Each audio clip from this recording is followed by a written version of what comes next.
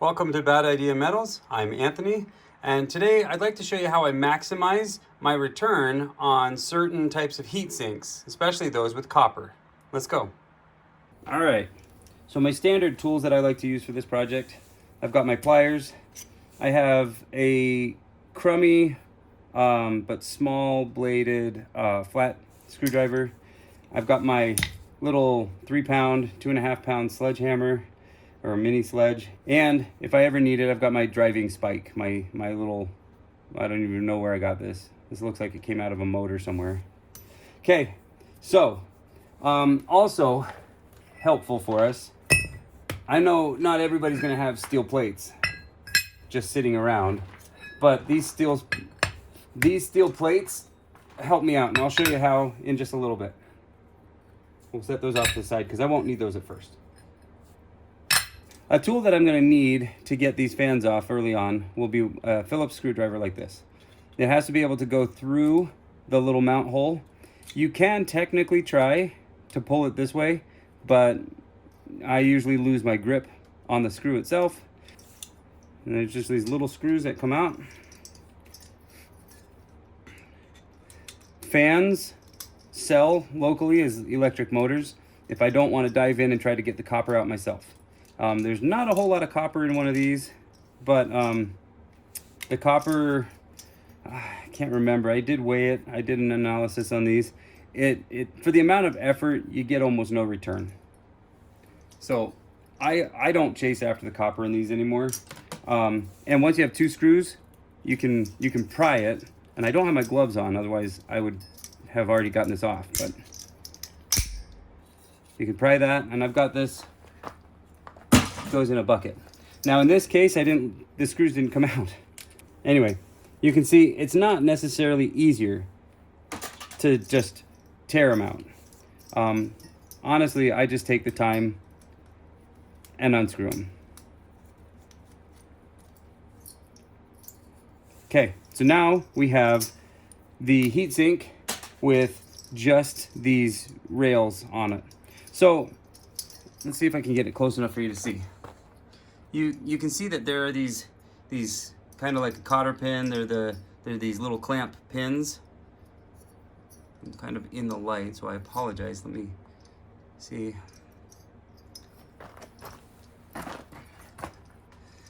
There you go. There's a little bit better view. There's these little pins, these little clamps around the pin. You can push on them, and it raises them up.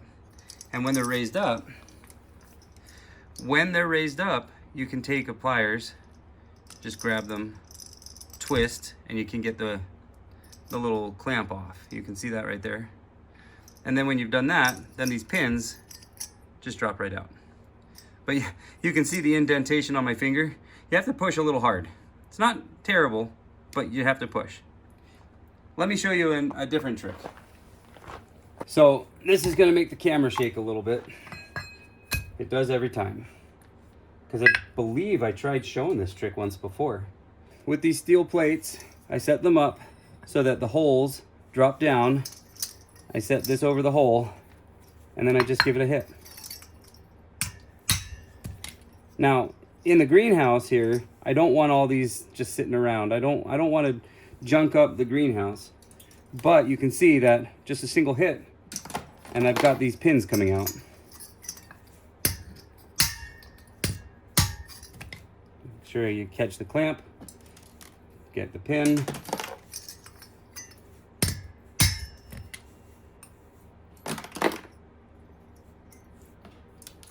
And now, this is clean extruded aluminum with the exception of the thermal paste. Okay, this is, you'd need about 3 or 4 of these to make a full pound. Probably 3. 3 of these, maybe a little bit less, like 2.5 of these would make a full pound. Okay, so that's actually really easy. Phillips screwdriver and a driver to drive those, take the fan off and then drive the pins through. Okay, this one, it's just a simple, you find anything that's ferrous and see what you can do to remove it. The screws are going to be ferrous. And these clips are going to be ferrous. So that's easy right there.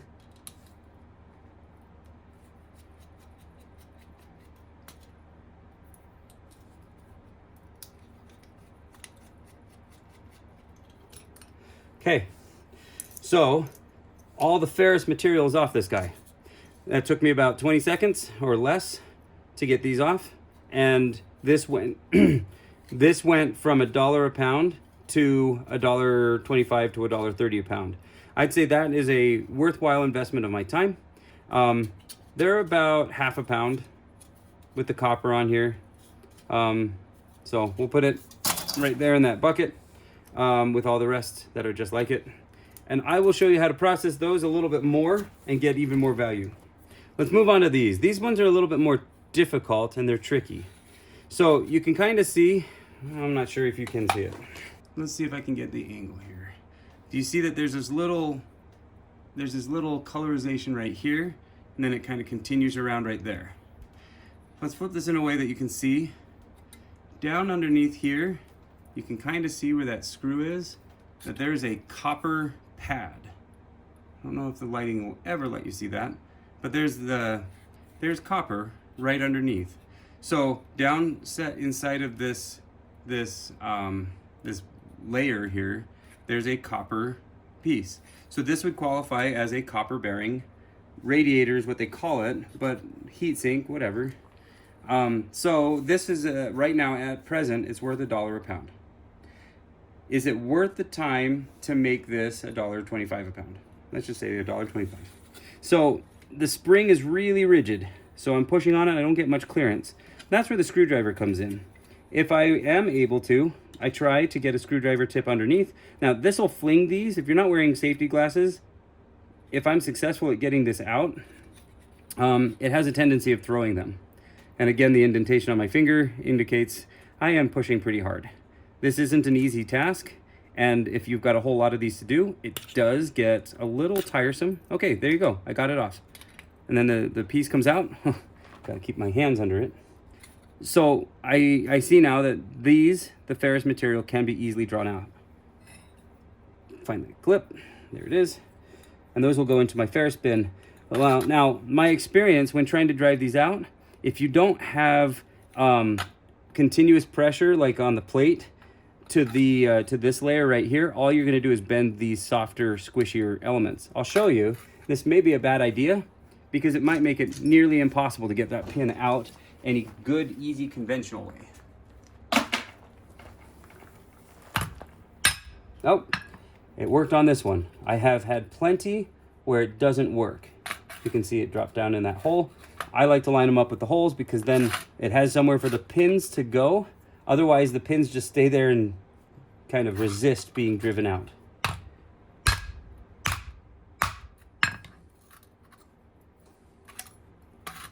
These are short pins.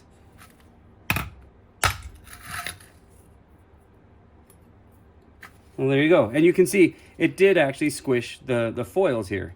On some heat sinks, the cotter pins hold on beyond the point of these foils buckling.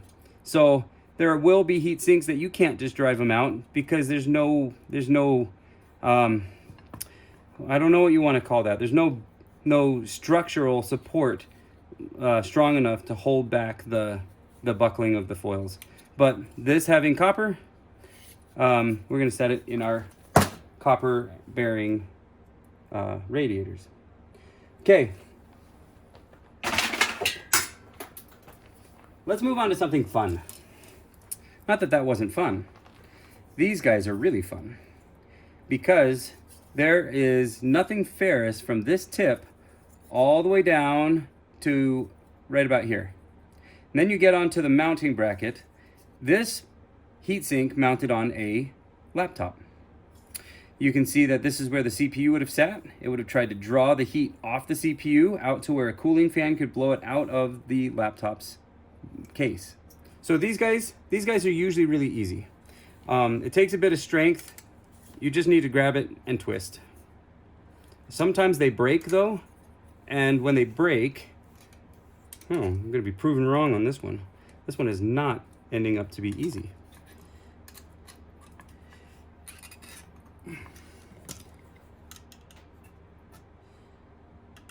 And there's a reason why I care more about this one.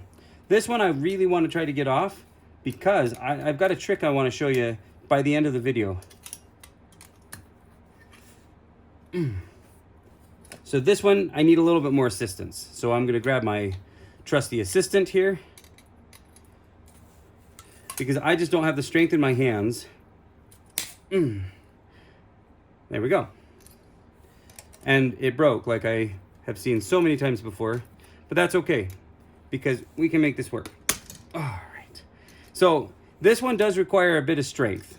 If the strength is a problem for you, my apologies. I'm not the strongest guy ever, but I'm not the strongest one out there. I'll admit it.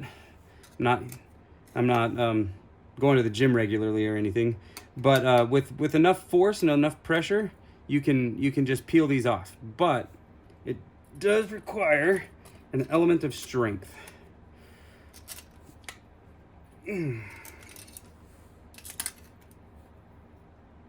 Oh, man. Oh, and it did it. What I was afraid would happen, it did it. So sometimes they do get stuck on here. You get a little piece that doesn't want to come off. It's not the end of the world, but these are ferrous, so all that effort could have been for naught. Let's see if we can get this last piece off. If I can't get this last little piece off, then it'll sell as a dirty copper aluminum radiator, which is only $1. So there's a few other tricks I can try. I can try to bend the plate, but these copper plates are usually a lot more resistant than that. The other thing I could do is just set it down in here and use this flat screwdriver. This is why I pick a small tipped one and one that I don't care much about. You can damage the tips, but I need it to be small to get underneath. So let's try and wiggle that thing off. It's got some movement, I can see it. Probably in your way though. And we've got a good foothold underneath, and we got it off. There we go. Okay, so that was a lot of effort, but let me show you why I put in that effort. I'm gonna skip ahead to this fun part that I wanted to show you. I don't know if you're paying attention, but that's all copper. What if I just grab some pliers, wiggle it back and forth a few times, and now, wait a minute, that's not a copper aluminum radiator. This one still is, but this one is not. This is either number 2 copper or number 1, depending on what they want to grade it as. So look, there's no other than that thermal paste, there's no other blemishes, there's no other anything. This, I would love to see go as a number 1. Number 1 copper is about $2 a pound, nearly double what it was with all these clips on it. So laptop heat sinks, really cool for this. Here's another one, much smaller. And I can tell you right now, these clips won't be easy to get off. There's a few of them. They don't matter to me. And it's got this fan on it. So just rip the fan off if I can. But at the end of the day, this is gonna go as a dirty copper aluminum radiator because I just don't care. But if I do the same trick and start peeling that radiator off, peeling that copper off.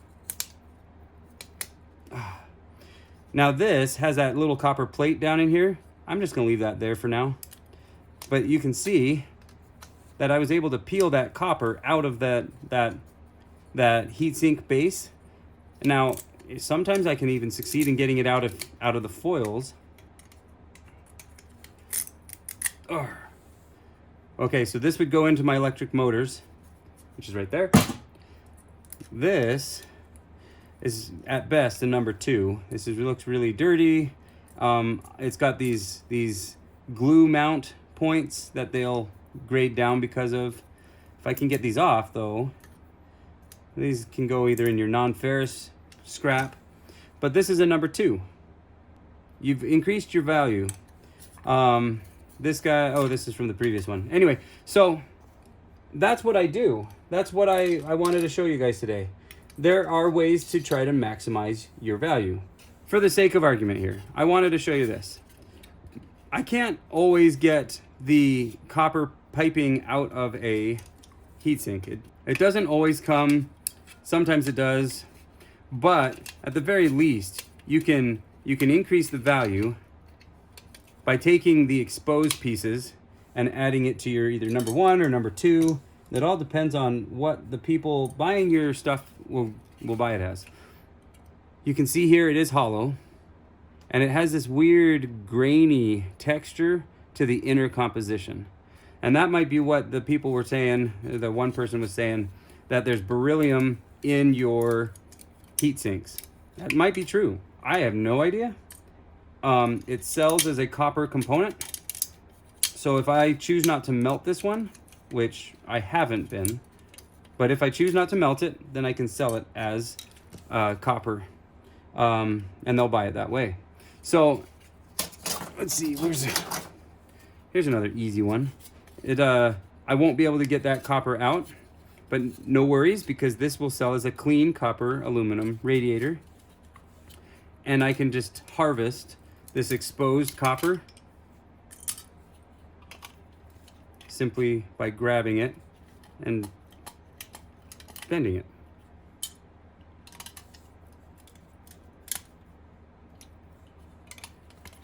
And there you go.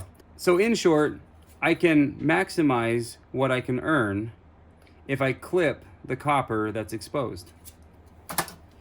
Again, some of this could go as a number 1, and some of this will go as a number 2.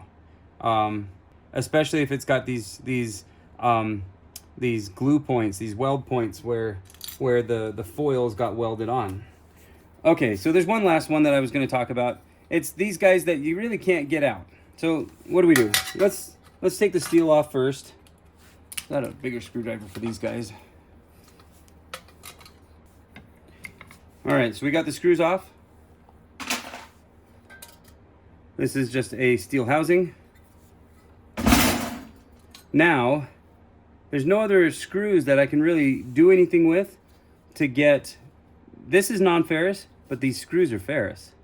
So what can I do about this? Well, I can't really drive those out. So with the grinder I can cut them, but that requires me securing the subject. I know I did just show off a brand new grinder that has the angle ability. By the time I've done all that, have I taken more of my time, more consumable resources, because the grinders will eventually wear down? At what point is $1 a pound better than $1.25 a pound? A few of the choices that I've had in the past were to try to unseat this big pad. It requires a chisel and a hammer. I've got the hammer here. I don't have the chisel with me today. I've already shown how to take these pads off, and I'm not going to do it today, but that's one thing you can do. And then you can add this to your number 1 or number 2 copper. You could take, and I'll do it to this one, but I don't normally do this. I usually just cut my losses on these, but you can see, you can grab in there with the pliers, and there's those copper legs. You just break the copper legs. It is a little bit time consuming.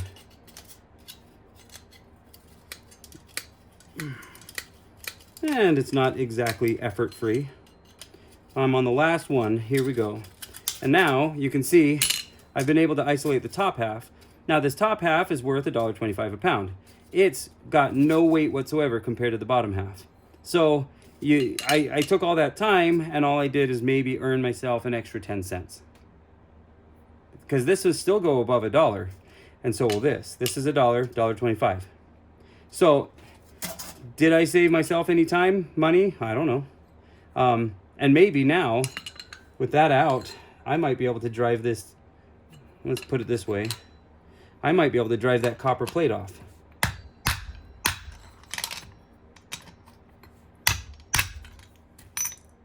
And will you look at that?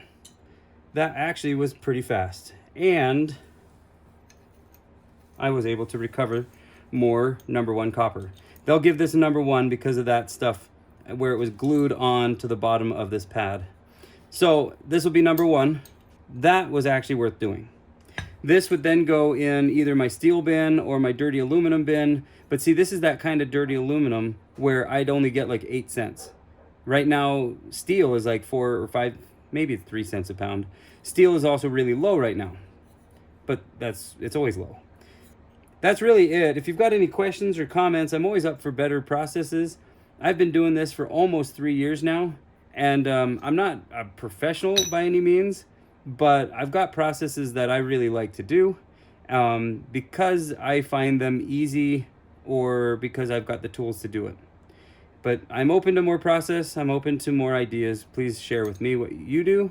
So yeah, good luck scrapping. I hope you guys get a good payout, and stay safe. This is definitely a lot of fun to do, especially when you see the money get transferred into your hand and you say, wow, and all I did was tear apart a computer. So thanks for watching the video, and I hope you subscribed, and we'll see you in the next one. Good night.